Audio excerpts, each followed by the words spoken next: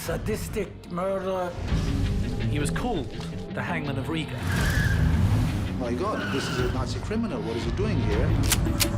This is something that the state of Israel could not tolerate. The plan is like the best spy novel.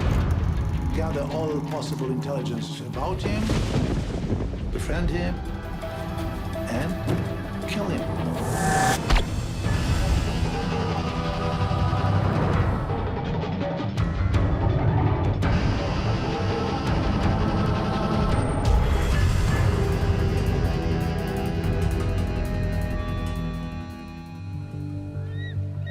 Summer 1964, Brazil. Latvian Nazi Herberts Cukurs is living quietly in Sao Paulo. For the man known as the Hangman of Riga, it is a peaceful life. But all that is about to change. Cukurs was photographed in Brazil by someone from the Jewish population. They have heard of him, and they know who he is. Cukurs was involved in some of the most vile crimes of the Second World War. Cukurs, together with the Latvian Nazis, killed thousands of innocent people, children and elder people and women. And there's a lot of testimony, which I've read in archives from after the war, in which Cukurs, the name keeps coming up. The photos of Cukurs travel halfway around the world to a special Nazi hunting unit within Israel's Secret Service. They kick off one of the most daring missions in the Mossad's history. September 1st, 1964, a Mossad agent is called to a meeting in an operational apartment in Paris. His commander tells him, "We have a very special mission for you. We want to send you to South America to find for us a Nazi called Cukurs." He tells him, "Your name from today onward is Anton Künzle." He told me that Cukurs was living in Brazil. Cukurs was an officer in the Latvian Air Force before the war. Mid-1941, Hitler invades Latvia. Then Cukurs joins up with a gang of murderers and cutthroats. They went around following Nazi orders to go and commit atrocities on the Jews. In Riga, capital of Latvia, They saw him personally snatching babies, from the arms of the mothers and killing them. They burned the synagogue with 300 people in it and didn't let anybody run out. He told me that Cukurs was responsible for the extermination of 30,000 Latvian Jews. Thinking of my parents, who both died in the Holocaust, I agreed immediately. Anton Künzle was the perfect choice for this kind of operation. First of all, because of his background. Künzle grew up in Germany when the Nazis came to power. German was his mother tongue. He was part of the team that kidnapped Eichmann 4 years earlier. unlike a desk murderer such as Adolf Eichmann, Cukurs literally had blood on his hands. And they think, what are we going to do? Are we going to do another Eichmann? Are we going to kidnap him? Conduct a trial? Or are we going to do something quite different? They decided this time not to kidnap him and not to put him on trial, but to execute him and have the public reaction to it. The plan: Künzle will befriend Cukurs and lure him out of Brazil. Assassinating him on Brazilian soil is risky. There could be retaliation against the large Jewish population. If Künzle is caught, he could be executed. We called him the deceased from the beginning. We were confident the mission will succeed. They wanted to make Nazis all over the world fear of their life. Despite the danger, the Mossad agent has one condition. I asked to go only alone. No squad to watch about me. If it was discovered that somebody was guarding me, it might be my end. But to work alone, he needs a cover story. I became an Austrian businessman, Anton Künzle, who was a former Nazi, who intended to develop tourism to Brazil. I started growing a mustache.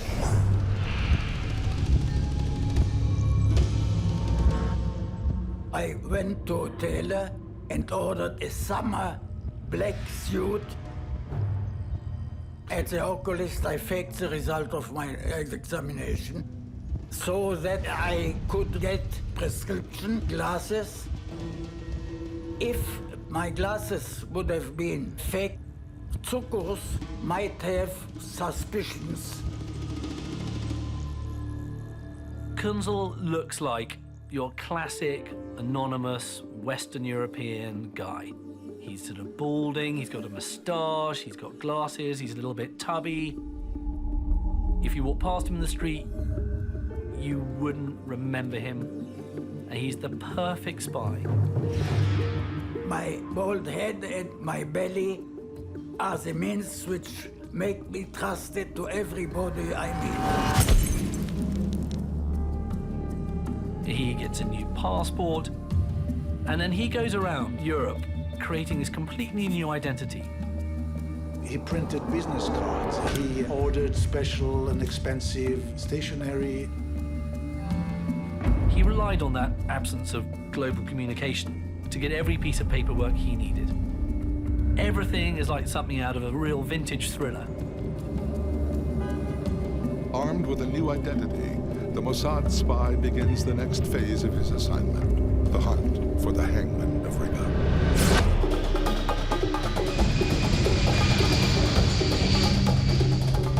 I booked a ticket to Rio de Janeiro.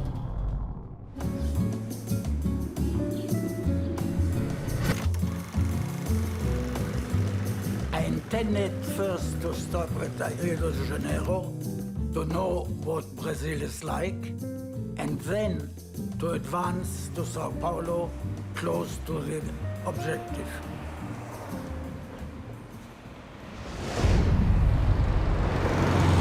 He toured around a couple of days to establish his cover story, tried to build up some contact to the local tourist industry.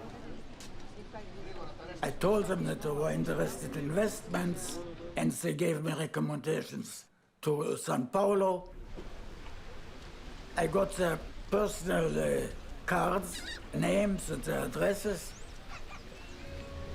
I left signs in every corner to assure my identity.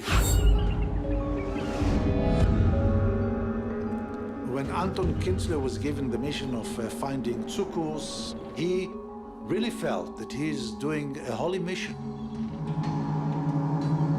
His mother was killed in Auschwitz. His father died in concentration camp of Theresienstadt.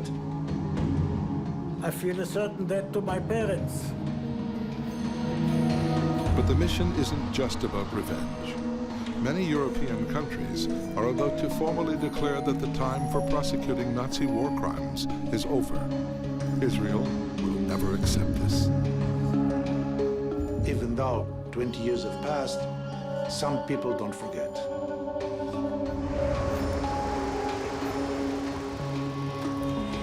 After a week in Rio, Künzle moves to Sao Paulo and his target, Herberts Cukurs.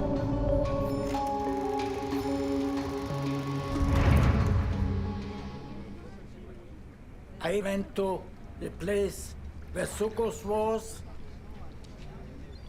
I saw him. Cukurs at the time was renting boats, and also he was running a plane service. He flew little seaplanes, and he would give people tours of Sao Paulo. Cukurs is living in Brazil for the last 20 years. Like many high-ranking Nazis, After the war, Cukurs escaped to Brazil. The Brazilian government is fanatically anti-communist and turns a blind eye.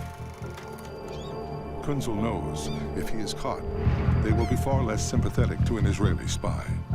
Kunzel understood that this is something never done before in the Mossad, because he was sent to Brazil without a backup team, and he was working solo by himself in order to approach Cukurs, gain his confidence, and eventually bring his death.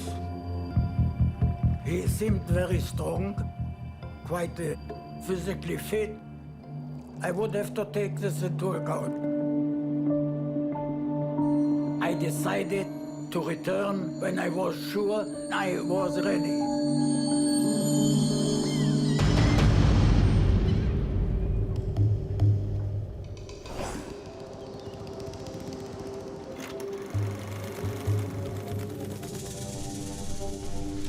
Hours after sighting his target, Agent Kunzel returns to the marina, this time to meet with Herberts Cukurs. I decided to hire him for sightseeing flight over Sao Paulo. Cukurs is a very good pilot. In the 30s, he was a national hero in Latvia because he built an airplane, flew from Riga to Gambia in West Africa. Non-stop flight. Cukurs was indeed the Latvian Limburg, the most famous man of daring do in Latvia and that part of the world at the time. After the flight, the Latvian Nazi invites the Israeli spy for a drink. He took me to his captain's cabin. I saw the gunner of his boat.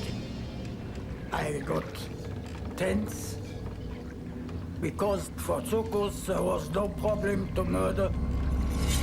Until Kunzel started telling Cukurs that he's a businessman, showing him he has money, he has connections. Cukurs sees Kunzel's obviously a man seemingly of great wealth. Cukurs, on the other hand, has made very, very little money running his flying boat hire pleasure flight business. But he lived extremely modestly, and he had financially a very, very tough time. I told him that I had come to invest capital in South America and tourist business. You are connected to it. It would interest me to talk to you. And that's his way of tugging at Cukurs' greed. Cukurs admits quite quickly to Kunzel that he has this incredibly dark past. He said, you know, they say I am a war criminal. His remark that I'm a Nazi criminal could be a way of testing to see who is the guy in front of him. And Kunzel showed no, he didn't react, you know. He said, okay, so people say you are a Nazi criminal, I mean, okay. He asked Kunzel, what were you doing during the war? I knew he was a captain. In this case, I decided I was a little lower, so I made myself a lieutenant. And he said, and I also was wounded on the Eastern Front. And Cukurs said, really? I opened my shirt where I had an operation in Tel Aviv hospital, and I said I got wounded on the Russian front. He had some sort of mole or something removed. And of course he claimed this was some sort of wound that he had received. And of course all this helped build up the story that he had indeed been a serving officer of the fatherland. And Cukurs started to believe it all. He said, you know, why don't you come to see me during the week in my home?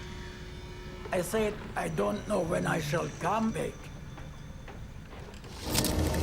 Kunzel knows in order to get his man, he doesn't want to, like the suitor at a disco, go in straight away and lay his intentions straight up. So he plays the long game. I wanted to let him boil in his oil. Not so quick. Chi va piano, a volva lontano, va sano. Who goes slow, goes far and goes safe.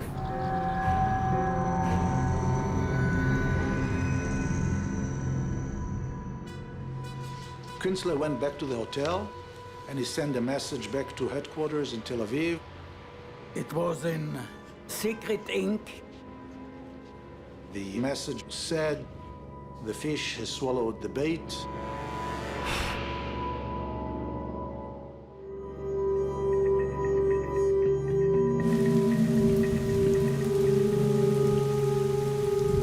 I left him in doubt, and after a week or so, came back. Cukurs invites Künstler to have dinner with his family. He lived in a house which looked like a fortress. It's a fortified house with barbed wires around, and dogs and searchlights.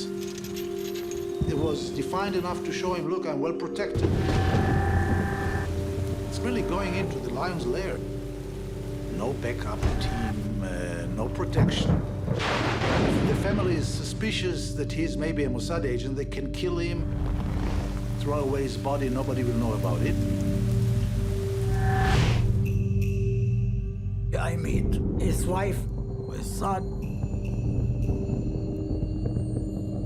Cukurs shows him his medals from the war. He showed him his collection of guns, handguns, a Mauser, a Beretta, you know, different calibers. I thought it might be a warning. He thought, I like you, but be sure to know that I know how to protect myself.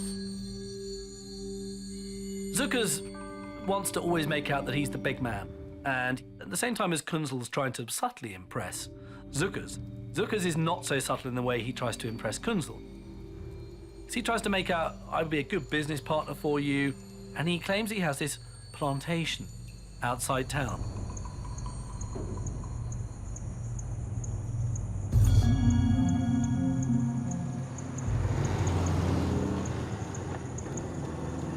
He took me close to the jungle.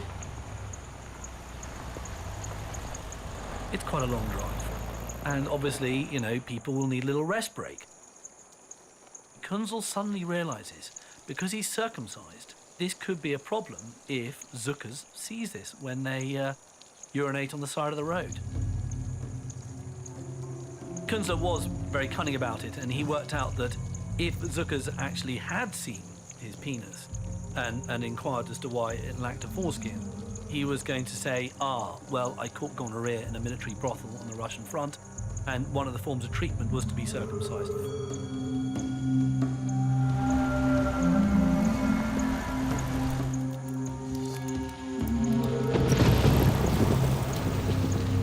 At the plantation, the stakes are suddenly raised. Cukurs says, hey, I want to have a little shooting match, a little competition with you. He had a sporting rifle with him. I thought it might be my end. Could Cukurs have been more cunning than him? Could he have lured him up to the banana plantation to kill him? So they set up a target. Cukurs shoots first.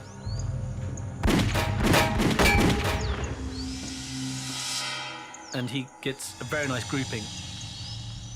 And Künzel goes, well, it's the type of practice Cukurs got from shooting Jews running away from him on the streets of Riga. Künzel then is given the rifle. And said, do you still know how to shoot? I said, yes. Cukurs didn't know that Anton was a real marksman.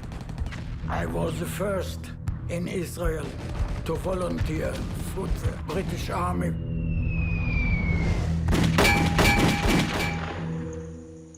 Künstler made 5 or 6 beautiful shots. He shoots within a 3-centimeter grouping. It's like that classic moment between two men and one has got the better one than the other. So he said, you're all right. Cukurs admits that Künzel is the better shot. It's a key moment in the hunt. And it occurs to Künzel, well, I could just do the job now. I shoot Cukurs, hide his body, mission accomplished. Nobody will know.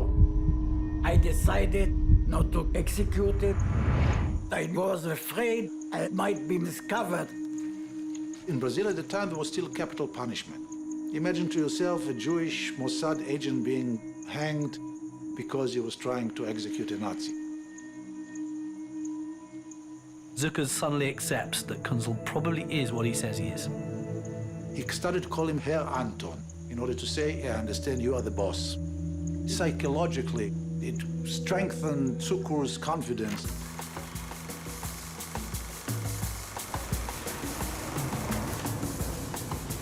Over the following weeks, the Israeli spy gets closer to the marked man.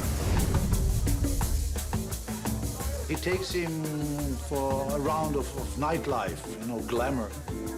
He notices Cukurs is very in control. He nurses his drinks, and he's very nervous about those around him. And at one point, he even suspects one of the waiters, I think, of being Jewish, and thinks that maybe this guy is following him. He was very, very wary of anybody trying to approach him because he knew, of course, that Eichmann was kidnapped by the Mossad. And at the time, there were stories that the Mossad is hunting Nazis all over the world. Cukurs is borderline paranoid. Anton Künzle continued all the time slowly to implant the seeds of trust in Cukurs' mind. Sentence here, sentence there about his financial abilities and his companies. The moment I am in action, I'm very cool. I was confident.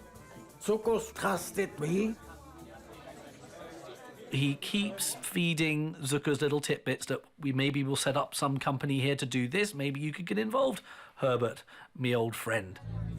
But Kunzel can tell that there is that suspicion there.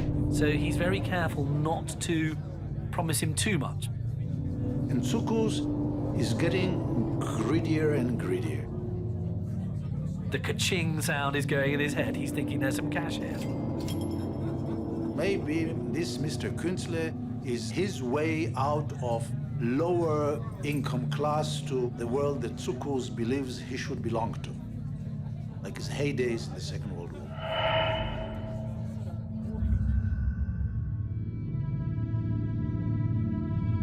On the first day of the occupation, I was 16 years old. And there was a knock at the door, and there was Herberts Cukurs. And they said, "You're a Jew, you get outside, doesn't matter what you were." That's the last time I saw her dad. And that was the beginning of the end. Cukurs came in and threw us out of my apartment. He took all our belongings. They built a ghetto in the outskirts of town. Bob wired it, called the Riga ghetto, where they shoved us into the ghetto, and I kissed my mom goodbye for the last time. The next morning, they were gone. The Jews were driven out of the ghetto at Riga by Cukurs and his men to the forest where tens of thousands of people were murdered. 3 people survived, and luckily we have the testimony of some of those. He wouldn't just shoot adults, he would shoot children in front of their parents. And there are testimonies which has him shooting a baby in front of its mother. Within 4 months, I lost my mother and father. My entire family was wiped out. They were killed in the mass graves. You could hear screaming and hollering. The children were hollering, the women was crying. We could actually hear the guns. Later on, Cukurs occupied my apartment. And at nighttime, he would have me come upstairs to my own apartment and play the piano while he was entertaining his girlfriends. I could hear Cukurs laughing and drinking and having fun, and there I am sitting and playing.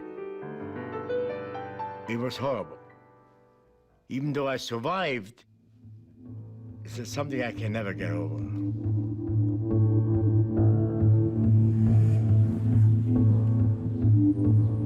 The Israeli spy spends more and more time with the Latvian Nazi. They scout for new investments. They plan future businesses. Kunzel realizes after many more meetings with Cukurs that things are going extremely well. And he realizes that things are now getting into place in order to actually perform the final part of the mission, i.e. the execution. 3 weeks after their first meeting, Kunzel tells Cukurs he has to return to Europe to take care of business. I said, I shall send you a telegram, and I left for Europe. I left him hoping he would be again a rich and important person. But when Anton Kunzel returns to South America, he will not be alone. In Europe, Anton Kunzel plans the next phase of his operation against Nazi Herberts Cukurs. Kunzel goes back to Paris where he discusses with his fellow agents what's the best place to kill him. We decided that if we shall execute him, it would not be in Brazil, but in Uruguay. There's a big Jewish community in Brazil. And if this is seen as Jews killing a Nazi, then there's going to be a backlash against the Jewish population. Uruguay was more democratic than Brazil at the time. A very small Jewish minority. It wouldn't cause such a repercussion. And also important, no capital punishment. Montevideo, the capital of Uruguay, they decide that's the best place. They decide to lure him into an isolated place. Someone from the team would read to him a charge that he was personally responsible for the murder of 30,000 Jews of Riga and execute him on the spot. He's a very big, solid guy. And you see pictures of him, and he's got forearms the size of, a boxer's. He's a fierce proposition. They were expecting to have some kind of a fight. A hit team was built up. Our 4 Mossad people, they are giving course in man-to-man combat. They spend a lot of time practicing their karate moves and how to do their martial arts. The hit squad is primed. The balding spy sends the Hangman of Riga a letter urging him to come to Montevideo. As an incentive, he includes a check for plane tickets and expenses. Kunzel decides, I can say that we have a business opportunity we want to explore there. We're a big business, we can do this. Cukurs is reluctant because he's very worried about leaving the country. He feels threatened, he feels unsafe because he won't have the protection of his friends and family around. He was always suspicious. But for the impoverished Nazi, the money proves irresistible.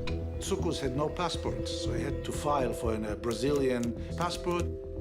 And Kunzel helps him with background letters and documents saying that he's employing him as his associate. A week later, Cukurs sends a telegram to Kunzel, confirming he'll meet him in Montevideo. The trap is set.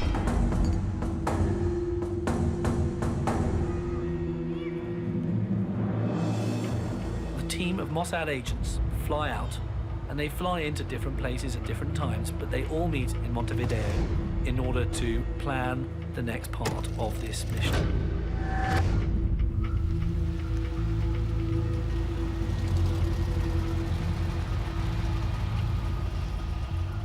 And it was very hard for the agents to find the property they needed in which they could kill him. But eventually they found up this little suburban area, part of Montevideo, what seemed like the perfect property. It was a one-story house. In the neighboring property, there were builders working. Murdering people can tend to make quite a lot of noise, and clearly having a load of builders next door was not going to be helpful. But time was tight, so they thought it'll just have to do.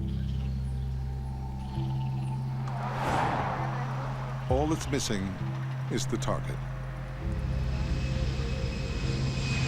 To ensure Cukurs doesn't back out, Kunzel decides to meet him in Sao Paulo and travel with him to Montevideo.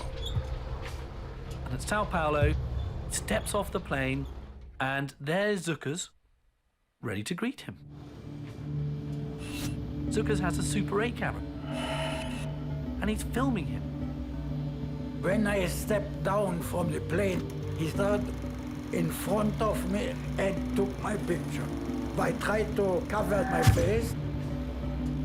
And Kunzel, of course, is absolutely appalled by this because, like any good spy, he doesn't want to be photographed.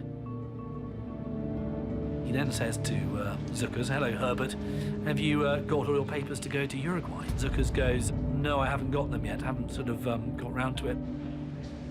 I sharply spoke to him and said, "If you want business with me, never do this again.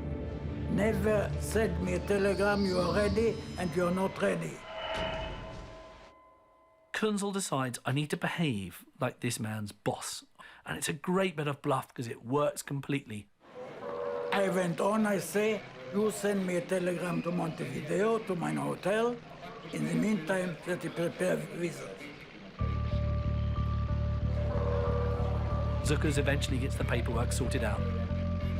Cukurs get his passport and he can fly to Montevideo to meet his good business associate, Mr. Anton Kunzel.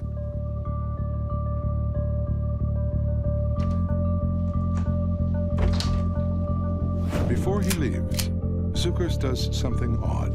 He gives his wife the Super 8 film he took of Kunzel at the airport. Was it because he just wanted, to have some footage of a short, balding, moustached man? No. Cukurs had this cunning. He was always suspicious of Kunzel. Cukurs told his wife, "If anything happens to me, this is the man who is responsible."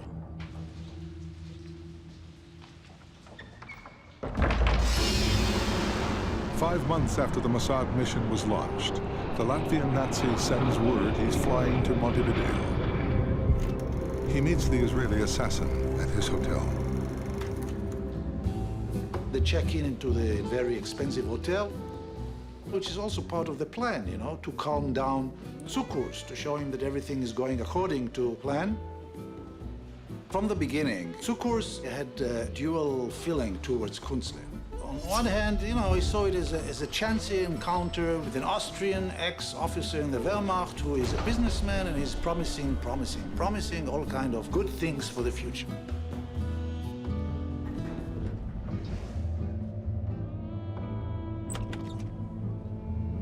On the other hand, Cukurs was a very clever person. He was alert all the time. He knew that after the war, he will have to pay for his crimes. He knew that he is not innocent.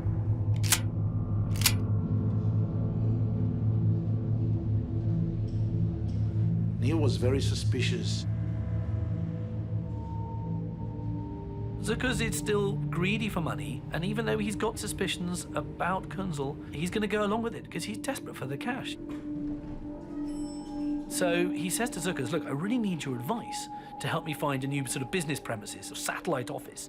So could you help me come and have a look round a few potential buildings we could use as offices?"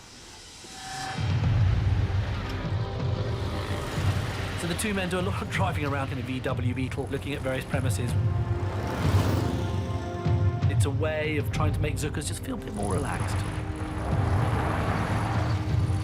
After going around Montevideo for a while, Anton Kunzel tells Cukurs, "I want to show you another place.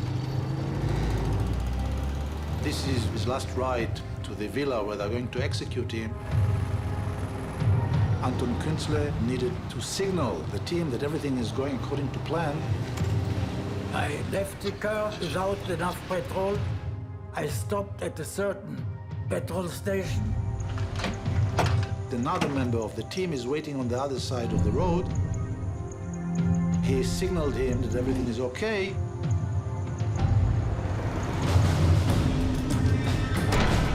The lookout alerts the hit squad to meet at the house.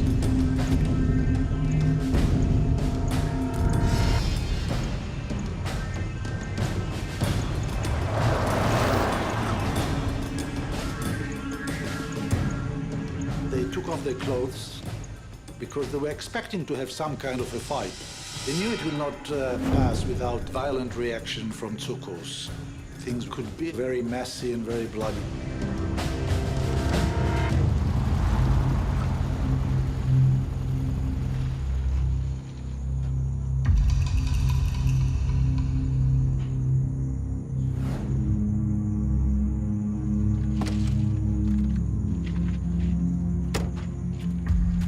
Künzle walks first, to show that he's the boss. If I open the door and say, go in, he will not. If I go in, he will come after me. And he's thinking, I can't hear him behind me. Is he going to follow me? Is he suspicious? Is this the moment where suddenly Cukurs runs up to me and just hits me in the back of the head and that's me gone?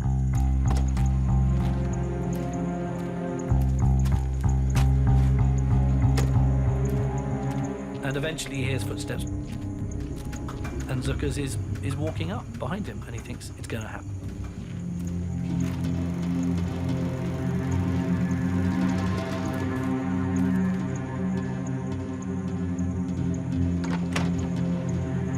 He opens the door, walks in.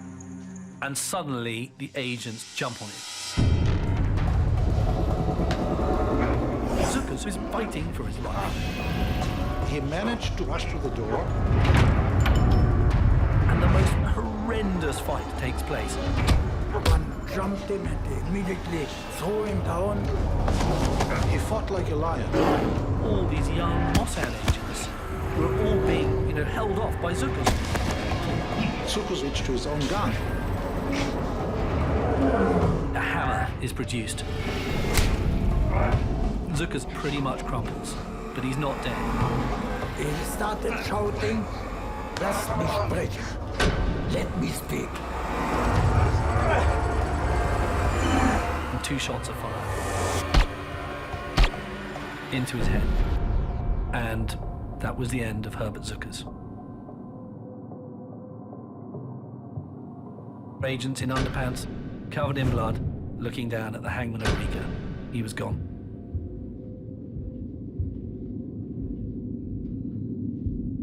The plan to incapacitate Cukurs and read aloud the judgment against him was abandoned in the struggle. They had prepared in advance a huge trunk.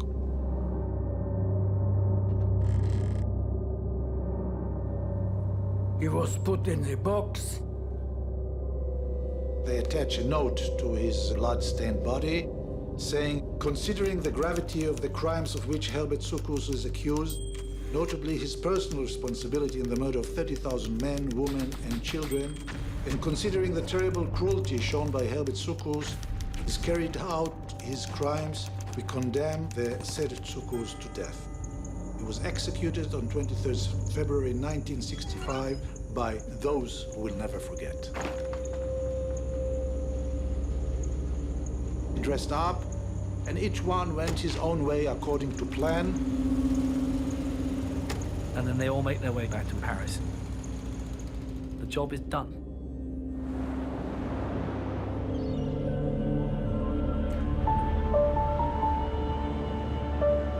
Back in Paris, the Mossad team needs to get word out that Herberts Cukurs has been executed.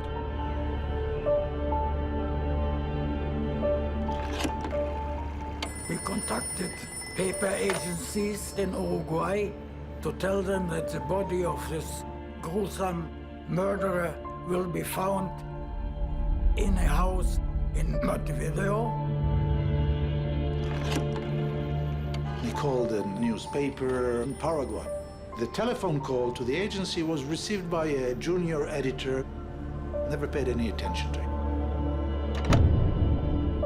And the people in the Mossad are waiting 1 day, 2 days, 3 days. Nothing happens.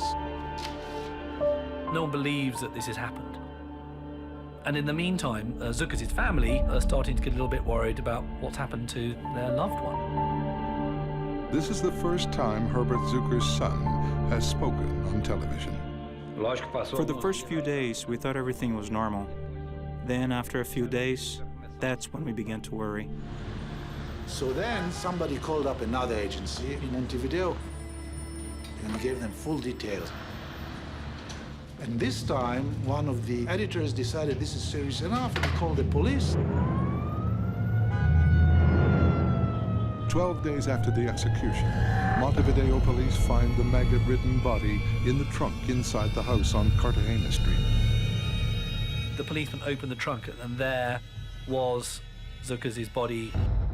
It had bloated. It was an absolutely vile thing to look at. A thumbprint from the body matches the print on Cukurs' passport. As intended, the news travels like wildfire. I was listening to the radio and heard they found a body in Uruguay. I got this terrible feeling. A wave of anti-Semitism breaks out. Synagogues were burnt down in both Uruguay and in Sao Paulo. There were lots of random acts of low-level violence, but there wasn't any sort of massive reprisal carried out. It seems Israel's message is heard loud and clear. 4 days after the body is found, the German government reacts. They extend the deadline on prosecuting Nazi war criminals. But in Montevideo, police have a homicide to solve. The family showed pictures of Kunzel to the world's media. We gave them the picture that was taken at the airport. It was all we had. But it was too late. Interpol were called in to try and find out who this Anton Kunzel was. But of course, he retreated back to the anonymity of being a Mossad agent in some town in the middle of Israel.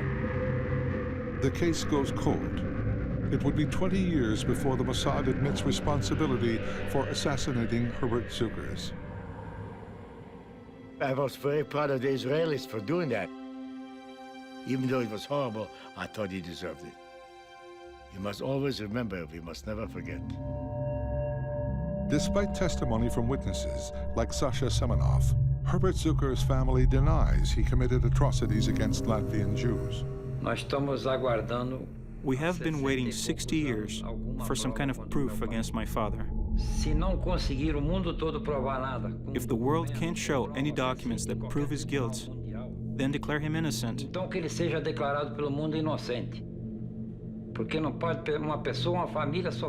My family has been suffering their entire life because of these lies.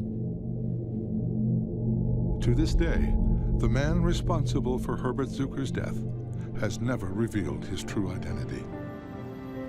Anton Kunzel came back to Israel. Of course, his mustache was shaven off, glasses thrown away. He continued to work for many years in the Mossad. They got their man, they did it efficiently. Morally it's problematic, but it is nevertheless brilliantly done.